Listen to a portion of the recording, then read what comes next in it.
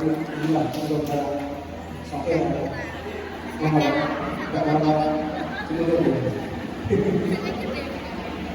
Kita belajar apa nih? Bapak nomor ini ya. Saya minta ngobrol. Saya pakai sepatu.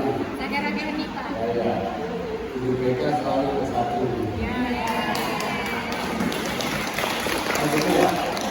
Sanera pakai sepatu, guru BK selalu bersatu.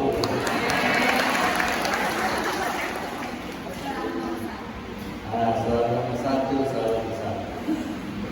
Kepada Ibu Lili selaku pembina MGBK yang terhormati, Pak Joko, Ketua MGBK yang terhormati, walaupun sering ditelepon Bapak Angel.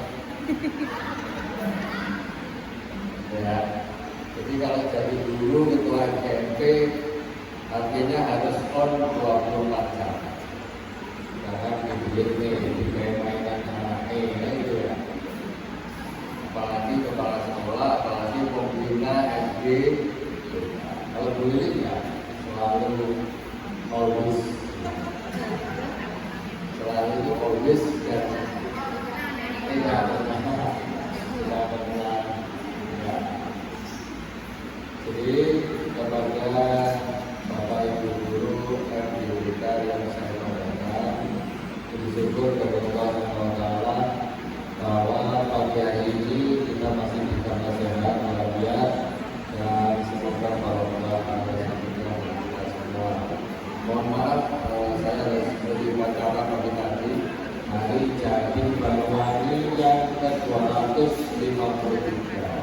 Diharapkan Bapak Ibu yang punya ide, kemarin sudah saya share bersama Pak Yuli video ulang tahun Banyuwangi ke-253. Bisa di share di IG, di Facebook, sudah. Bagi yang sudah, yang belum, saya mengimbau yang belum. Dan saya berharap, kenapa saya ngomong bersatu? Karena kemarin kita undang di Sumatera Utara hanya 50% BK yang hadir. Ya, langsung ya, jadi langsung saya share ke grupnya WhatsApp supaya Pak Kadis tahu sekolah mana yang tidak mengirim guru BK. Ya. Jadi guru BK semakin hari semakin berkembang. Kalau memang guru di sekolah itu kurang, ya bisa mengangkat guru kontrak ya 1 tahun dan seterusnya. Karena kalau pelayanan anak-anak kurang maksimal, maka akan timbul masalah di sekolah itu. Kalau sudah timbul masalah, maka urusannya kalau tidak ke polsek ya ke polres rawan kata itu. Jadi ke depan BK ini tugasnya tidak semakin enteng, tugasnya semakin berat. Selain membina anak-anak, juga membina bapak ibu guru yang lain. Ya,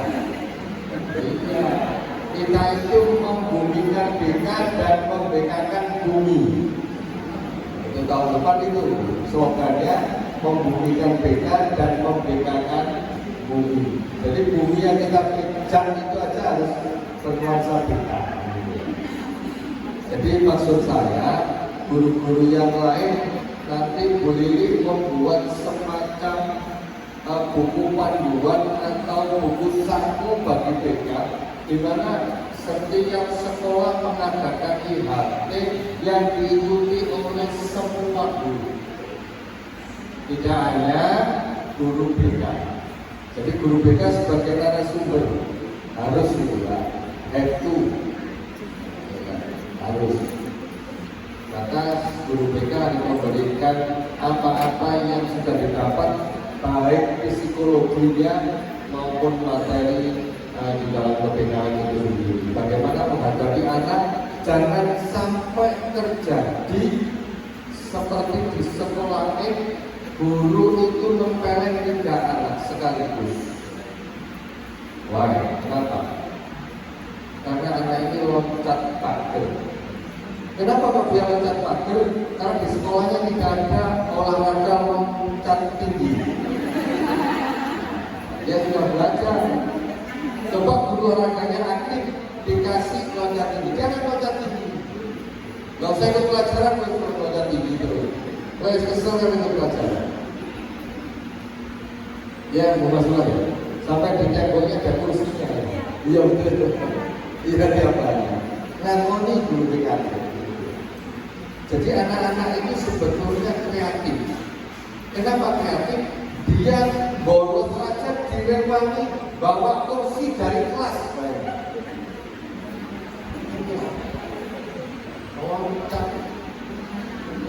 Loncat tembok itu kreatif. Yang kedua kelebihan energi, ya kan? Ada lagi yang ketiga apa? Guru kurang eksploratif di dalam belajar. Guru tradisional minded. Bagaimana Pak tradisional minded? Ya seperti saya ini tradisional minded. Dengan duduk, mendengarkan sambil ngantuk-ngantuk tidur, saya ceramah. Ini tradisional minded. Yang harusnya bagaimana? Anak-anak diberi basis masalah. Ya. Jadi anak-anak dikasih basis masalah, anak-anak bisa menyelesaikan masing-masing masalah itu. Contohnya kalau saya punya fasilitasi guru ataupun kepala sekolah, saya tidak pernah banyak ceramah. Untuk apa? Tak kasih mesti 10 kelompok atau 20 kelompok, kemudian saya kasihkan basis masalah. Masalahnya di sekolah pagi kan belum tentu sama dengan sekolah yang lain. Di Masulah misalnya, mohon maaf, di Masulah misalnya banyak yang loncat pagar, tapi di sekolah lain tambah lebih banyak lagi. Misalnya, itu bagaimana masalah yang harus diselesaikan? Apakah kepala sekolahnya mengatakan terus barang dari guru BK, sembarang guru BK, mulai arek bolos guru BK, gak sholat duha guru BK, apa itu? Ini borongan, tukaran guru BK, anak-anak gak tiket guru BK, anak-anak tiket guru BK. Ini bokeh orang. Nah, bermasalah dari itu maka kementerian mengambil alih guru BK ini bisa mensosialisasikan kepada guru lain, sehingga BK itu hanya bukan milik BK, bimbingan konseling itu bukan hanya milik BK, tapi milik guru lain, sehingga sama-sama bertanggung jawab. Seolah-olah kepala sekolah lepas tanggung jawab, seolah-olah guru mata pelajaran lepas tanggung jawab, hanya wali kelas, kesiswaan dan BK. Kenapa? Ini budaya lama yang harus segera dikikis. Dan itu ya, kenapa mau menciptakan sekolah aman, nyaman dan bisa gembira? Itu kalau gurunya juga rukun. Terus gurunya muasnya kancane tuku sendok orani. Tuku sendok, maksudnya tuku sendok. Kalau uang lele bawa sendok, tuku sendok orani. Lirik-lirikan. Ya. Terus kalau tuku sepeda motor semangkut. Tuku mobil. Mau naik mobil pas kompas. Itu maksud saya di dalam guru dibenahi bagaimana menciptakan sebuah kenyamanan dari hatinya guru-guru. Lewis guru gak nyaman, seperti berita yang ada di medsos, saya keluar sebagai PNS karena toksik. Kalau saya bukan itu. Karena kalau dia memang toksik, dia bisa lapor di dinas pendidikan, bisa pindah. Ya kan? Jadi Bapak Ibu perlu saya jelaskan bahwa kalau kita punya sambungan yang lebih tinggi, misalnya jangan tinggalkan yang pokok. Seperti pohon itu, kalau akar pundaknya sampai jabut, mati semua. Mati semua. Ingat polisi yang acai-acai, jadi apa? Dodolan bakso, masih bangsa ini kan jadi guru, ya kan? Sama, guru juga itu melakukan tugasnya jadi guru-guru dengan baik. Baru setelah pulang sekolah boleh menggunakan bisnis online, bisnis offline, ataupun apa saja. Karena sudah banyak contohnya. Contohnya di SD Glenmore itu kita pensiun dini. Ya, inisialnya AG, dia juragan Lombok terkenal. Ya, dia kaya raya. Setelah kita berhentikan jadi guru, kemudian dia pensiun dini, bukan diberhentikan, di pensiun dini, 1 bulan 2 bulan dia jalan, 3 bulan dia jatuh sakit. Bayangkan ya, setelah jatuh sakit, hartanya untuk obati sakitnya habis. Sekarang jadi tukang parkir di salah satu LBH. Kamu perlu sebutkan, gue juga lagi. Ya. Misalnya kemarin saya ketemu Mas, tak kasih 100.000. Jadi parkir mobil 1 100.000. Ya, itu bukan karena parkirnya, karena pertemanan. Jadi Bapak Ibu tugasnya guru BK semakin tidak ingat. Saya berharap karena guru BK itu kalau di rumah itu bok-bokannya, bok-bokannya sekolah, jadi bisa membina temannya, bisa membina guru yang lain, bisa membina siswa, diajak bareng-bareng. Ya, jadi misalnya yang kelas 7 bentuk semacam studi club untuk BK kelas 7, kelas 8 juga itu dan kelas 9, supaya masalah itu tidak gampang mencuat. Ya, hari ini aja sudah banyak masalah yang mencuat, kita selesaikan bersama-sama dengan tim yang ada di sekolah. Pembulian itu masih banyak kalau tidak ada jenengan melakukan yang namanya disiplin positif. Paham ya? Disiplin positif.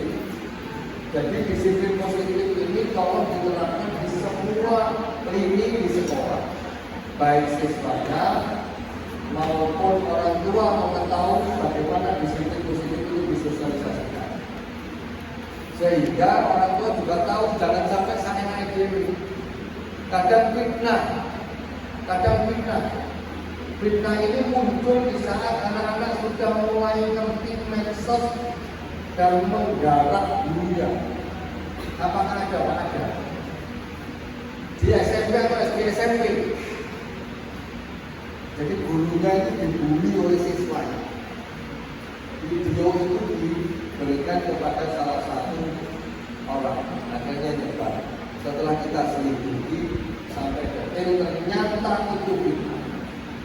Hanya isengnya anak-anak. Bagaimana? Ya, orang tuanya ikut mendukung, anaknya juga ikut, teman-temannya juga ikut. Bayangkan, ini yang harus segera kita pilih. Karakter anak-anak ini memprihatinkan, Bapak Ibu. Bagaimanapun juga satu yang bisa menyelesaikan adalah disiplin.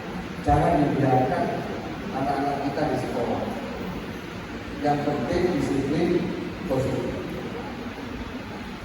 Itu ya. Jadi Bapak Ibu, saya pikir betul, karena di sebuah sekolah itu ada yang bawa minuman keras, gurunya nggak berani memilih, anaknya membeli. Setelah ditanya, bapaknya minum, ibunya minum. Ini toksik di sekolah yang harus diselesaikan bersama. Bagaimana saya menyelesaikan? Akhirnya kita panggil UBD. Ya, difasilitasi oleh sekolah, kita temukan dengan orang tuanya dulu. Karepe orang tuanya apa? Ya, setelah tahu orang tuanya kayak apa karepe, baru kita selesaikan anak. Bukan moro-moro anak dipindah, moro-moro di nanti penyelesaiannya paling akhir kalau memang orang tuanya sudah tidak bisa baca komik. Karena memang sulit Bapak Ibu. Kalau sampai anak-anak itu minuman keras, hukumannya hanya dikirim, tidak pidana ringan. Sedangkan jenengan tempeleng, ya, kan gitu ya, beda ya. Makanya penyelesaiannya harus memang komprehensif dan tidak boleh takut menyelesaikan itu. Jadi saya katakan berarti 4 kali pertemuan selesai.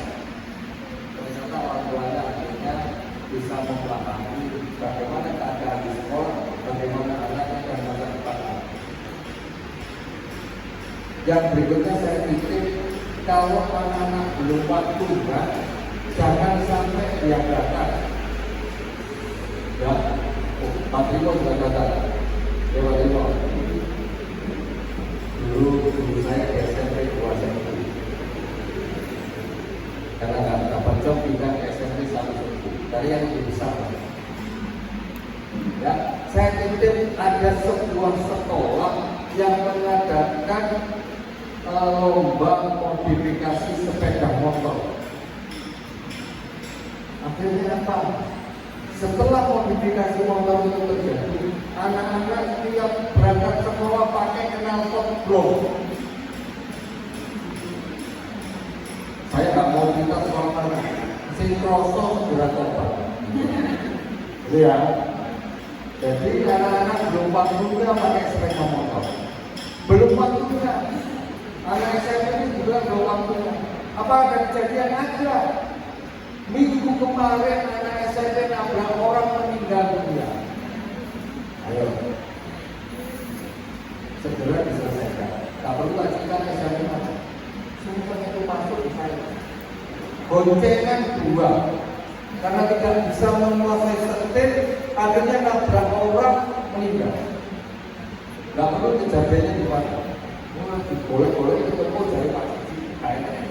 Ya, saya ingin mengubah mindset. Yang kedua patah tulang. Alhamdulillah yang kecil tidak apa-apa, yang kecil-kecil. Ini SMP, Bapak Ibu. Saya ingin betul jangan sampai karakter anak-anak itu justru yang merombak dulunya. Kita itu menghadap supaya anak-anak itu menjadi karakter-karakter yang akan melukai. Akhlak-akhlak yang baik, kan gitu ya. Maksud saya seperti itu. Jangan sampai anak-anak menjadi brutal karena salah penanganan. Kayak dokter itu kalau ngasih obat salah, apa-apa, katanya buah-buah apa-apa. Obat pusing dikasih obat gatal. Mengetik gak betul sama pukul-pukul gitu. Ya, maksud saya seperti itu.